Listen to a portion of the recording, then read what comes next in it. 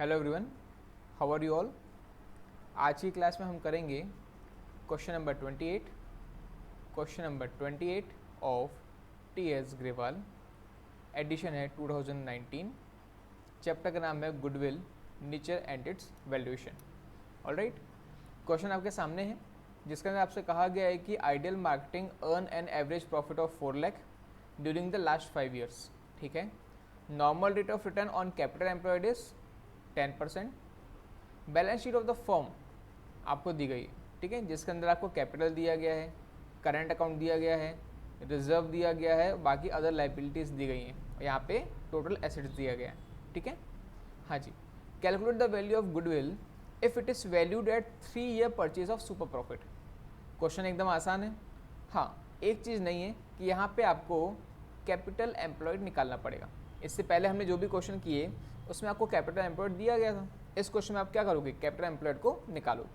ठीक है, चलिए इसको ज़रा सॉल्व करते हैं। हाँ जी, लो भाई, आई होप आपको ये सब दिख रहा होगा क्वेश्चन में, नहीं तो आपके पास जो बुक है आप उससे देख सकते हैं। यहाँ पे आपसे बनी सी बात है, जब फॉर्मूला आप लिखोगे, आप जब फॉर्मूला लिखोगे तो फॉर्मूला क्या है आपका, goodwill equal to goodwill equal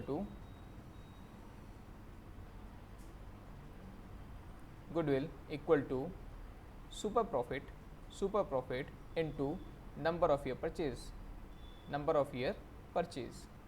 ठीक है, अब सुपर प्रॉफिट फिलहाल हमें पता नहीं है, नंबर ऑफ ईयर परचेज दिया गया है विच इज़ 3 ईयर परचेज। ठीक है, तो नंबर ऑफ ईयर परचेज हो गया 3।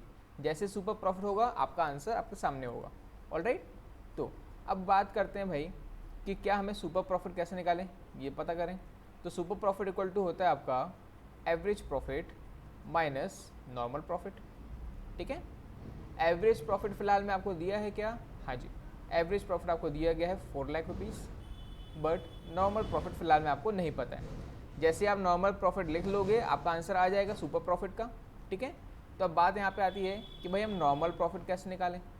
तो नॉर्मल प्रॉफिट निकालने का आपका क्या तरीका था, capital employed into normal rate of return. ठीक है, इस क्वेश्चन में आपको कैपिटल एम्प्लॉयड नहीं दिया गया, नॉर्मल रेट ऑफ रिटर्न आपको दिया गया है, कहाँ गया भाई, 10%। नॉर्मल रेट ऑफ रिटर्न दिया है आपको 10%, बेटा कैपिटल एम्प्लॉयड आपको निकालना है। ठीक है, तो अब एक बात समझिएगा, हमारे पास कैपिटल एम्प्लॉयड निकालने के 2 तरीके होते हैं। एक आपका तरीका होता है एसेट अप्रोच, एसेट साइड से आप अप्रोच कर सकते हो, और दूसरा आपका तरीका होता है लाइबिलिटीज अप्रोच। ठीक है, तो अगर मैं लाइबिलिटीज अप्रोच की बात करूं तो यहाँ पे क्या होता है, आप कुछ नहीं, पार्टनर्स कैपिटल या फिर कह लो टोटल कैपिटल, उसमें आप ऐड करते हो रिजर्व्स। ठीक है, ये आपका आता है अल्टीमेटली कैपिटल एम्प्लॉयड, लेकिन इसमें से आपको कुछ चीज़ माइनस करनी पड़ती है। जैसे कि अगर गुडविल दी गई है तो आपको गुडविल माइनस करना पड़ेगा। अगर आपको कोई फिक्टिशियस एसेट दिए गए हैं तो fictitious asset, not fix asset, fictitious asset या फिर कह लो एक्यूमुलेटेड लॉसेस, उनको माइनस करना पड़ता है। और इसके अलावा जो नॉन ट्रेड इन्वेस्टमेंट होते हैं, नॉन ट्रेड इन्वेस्टमेंट होता है, आपको उन्हें माइनस करना पड़ता है। कॉन्सेप्ट्स मैं यहाँ नहीं बता रहा हूँ, मैं यहाँ पे सिर्फ आपको क्वेश्चन सॉल्व करके दिखा रहा हूँ।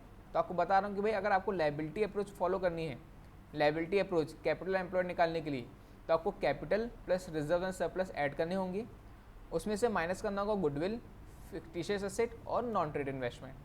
वैसे अगर आप एसेट साइड की अप्रोच अपनाते हैं, अगर आप कैपिटल एम्प्लॉयड निकालने के लिए एसेट अप्रोच अपनाते हैं, तो एसेट अप्रोच लगाने के लिए आपको टोटल एसेट, जो भी टोटल एसेट रहेगा, जिसमें से आप पहले ही क्या माइनस कर देना, गुडविल माइनस कर देना, कोई अगर आपका फिक्टिशियस एसेट होगा उसको माइनस कर देना, या फिर कोई नॉन ट्रेड इन्वेस्टमेंट होगा उसको माइनस कर देना। इस टोटल एसेट, जो ये टोटल एसेट आया, इसमें से आप माइनस कर देना क्या, अदर लाइबिलिटीज़। बात क्लियर, अदर लाइबिलिटीज़, तो आपका कैपिटल एम्प्लॉयड निकल जाएगा। बेटा ये तौर तरीके होते हैं आपके कैपिटल एम्प्लॉयड निकालने के। तो एक काम करते हैं, एक एक करके दोनों तरीके से देख लेते हैं। तो अगर मैं एसेट अप्रोच फॉलो करूं, अगर मैं फ़िलहाल में एसेट अप्रोच फॉलो करूं, एसेट अप्रोच, तो इसके अंदर आप क्या करोगे, टोटल एसेट देखोगे। तो आप जरा यहाँ देखिए टोटल एसेट कितना दिया हुआ, 23 lakh, 23 lakh is your total asset. लेकिन इसमें क्या कोई गुडविल है, तो देखिए ज़रा, गुडविल नहीं है। क्या कोई नॉन ट्रेड इन्वेस्टमेंट है, तो देखिए हाँ, आपको इन्वेस्टमेंट दिया गया है 1 लाख रुपए का। जब तक क्वेश्चन में नहीं बोला जाए स्पेसिफिकली कि इन्वेस्टमेंट आपका ट्रेड इन्वेस्टमेंट है, जब तक आपसे नहीं बोला जाए आप इसको ट्रेड इन्वेस्टमेंट नहीं मानोगे।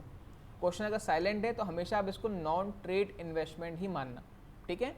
तो आप क्या करोगे, इस 23 लाख में से आप नॉन ट्रेड इन्वेस्टमेंट जो 1 लाख का है वो माइनस कर देना। तो ये आपका आ गया क्या, टोटल एसेट। इसमें से आप माइनस कर दो क्या, अदर लाइबिलिटीज़।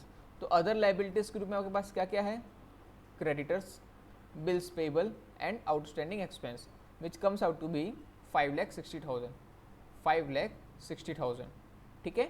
तो यहाँ पे आपका एसेट कितना आ रहा है, देखेंगे 22 lakhs minus 5,60,000, which comes out to be 16,40,000, ठीक है। आपका कैपिटल आ गया 16,40,000। देखिए जरा, कैपिटल एम्प्लॉयड आपका 16,40,000 दिया गया, ठीक है। ये तो आपका हो गया क्या, एसेट अप्रोच। अगर वहीं आप liability approach follow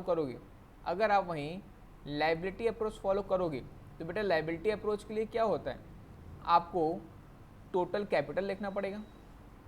total capital, उसमें आप रिजर्व को जोड़ देंगे, ठीक है। इसके अलावा अगर गुडविल दी होती तो आप वो माइनस कर देते। नॉन ट्रेड इन्वेस्टमेंट हालांकि आपको दिया गया है तो नॉन ट्रेड इन्वेस्टमेंट भी आप माइनस कर देंगे, और कोई अगर फिक्टिशियस एसेट दिया रहता तो फिक्टिशियस एसेट भी आप माइनस कर देते हैं। तो अगर हम यहाँ टोटल कैपिटल की बात करें तो बेटा टोटल कैपिटल आपका आ रहा है 10 लाख और 4 लाख। देखेंगे ज़रा, ये देखिए 10 लाख और 4 लाख, 14 लैक्स और टोटल कैपिटल। रिजर्व आपको दिया गया है 3,40,000 रुपये का, ठीक है। 3,40,000 आपको रिजर्व दिया गया है। तो देखेंगे टोटल कैपिटल कितना है, 10 लाख आपके फिक्स कैपिटल है, उसके अलावा 4 लाख आपका करेंट अकाउंट में कैपिटल था, उसके अलावा रिजर्व आपका दिया गया था 3,40,000, ठीक है। यह आपका हो गया total capital plus reserve. Goodwill के रूप में कुछ नहीं है, लेकिन नॉन ट्रेड इन्वेस्टमेंट के रूप में आपको 1 लाख रुपये दिया गया है।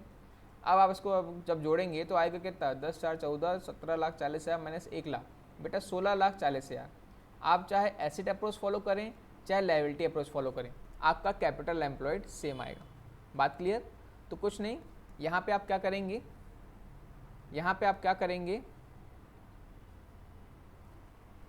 नेट नॉर्मल प्रॉफिट निकालने के लिए कैपिटल एम्प्लॉयड जो आ रहा है 16,40,000 उसको लिख दीजिए, multiply by normal rate of return which comes out to be 1,64,000, ठीक है। आपका 1,64,000 क्या आ गया है, नॉर्मल प्रॉफिट। तो बस 4 लाख में से 1,64,000 नॉर्मल प्रॉफिट आप माइनस कर दो, कितना आंसर आएगा, 3,36,000। ओ हाँ, 2,36,000, 2,36,000 आपका सुपर प्रॉफिट आ जाएगा, ठीक है। और इस सुपर प्रॉफिट को आप क्या करोगे, यहाँ पे लिख दीजिए 2,36,000 into number of year purchase. तो ये आपका आएगा 7,08,000। बेटा आपकी गुडविल आएगी 7,08,000। क्या बात क्लियर है। आई होप आपको ये क्वेश्चन आराम से क्लियर हो गया होगा, क्योंकि इसमें कुछ भी नया नहीं था। बस कैपिटल एम्प्लॉयड आपको निकालना सीखना, तो वो आपको मैंने बता दिया कि कैपिटल एम्प्लॉयड निकालने के 2 तरीके होते हैं, एक होता है एसेट अप्रोच, एक होता है लायबिलिटी अप्रोच। इस बात को ध्यान रखिएगा, आपका आंसर ऑटोमेटिकली आ जाएगा। आई होप आपको ये पॉइंट सब क्लियर हैं, ठीक है। मैंने ये क्वेश्चन से आपके कॉन्सेप्चुअल क्लैरिटी के लिए बनाया है, मैंने इसमें समझाया कुछ नहीं है कि एसेट अप्रोच ऐसा क्यों आता है, लायबिलिटी अप्रोच ऐसा क्यों आता है। फिर भी जिसको कॉन्सेप्चुअली क्लैरिटी के यहाँ क्वेश्चन सॉल्व कैसे किया गया, तो ये आपका आंसर है। इन केस कोई बच्चा अगर पढ़ने में इंटरेस्टेड हो पर्सनल कोचिंग, तो मेरे को कॉन्टैक्ट कर सकता है थ्रू माई व्हाट्सअप नंबर 888899920033। ये मेरा व्हाट्सअप नंबर है। आप मुझे व्हाट्सअप भी करिएगा, कॉल मत करिएगा, ठीक है। फिर जैसा भी रहेगा मैं आपको रिप्लाई ज़रूर करूँगा। हाँ जी, एज अ बैच भी आपको पढ़ना हो तो वो भी मैं तैयारी कर रहा हूँ बैच के थ्रू पढ़ाने की भी, और अगर personal 1-to-1 face on face पढ़ना हो तो उसके लिए भी आप मेरे को कांटेक्ट कर सकते हैं। आई होप आपको वीडियो पसंद आया होगा। चलिए मिलते हैं अब नेक्स्ट एग्जाम्पल में या फिर नेक्स्ट क्वेश्चन में।